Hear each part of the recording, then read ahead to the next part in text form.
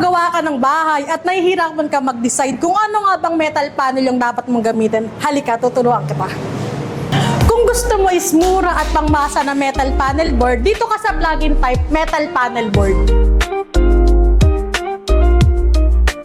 Dahil nga mura at affordable ng plug-in type metal panel board, mas manipis na yung mga panel board niya at yung copper bus bar niya, same lang naman sila, magkaiba lang sila ng design compare sa mga bolt-on type metal panel board.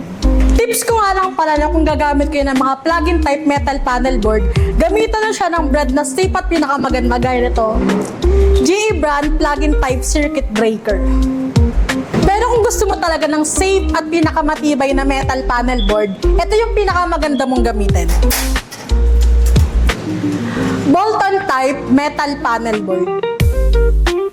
Kung mapapansin nyo, ito may pinakamakapal na metal panel. Ito din yung may pinakamakapal na copper bus bar. At ito yung may pinaka-safe na termination dahil yung mga breakers niya is ini-screw. Tips ko nga lang pala na kung gagamit kayo ng mga bolt-on type metal panel board, gamitan nyo siya ng mga brand ng mga breakers na talaga namang safe at maganda.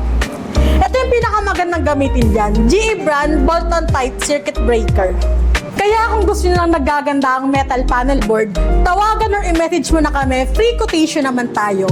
Or kung around Metro Manila ka naman, bisitahin mo kami sa aming physical store, Trev Electrical, na located sa Karohatan, Valenzuela City, malapit sa SM Valenzuela.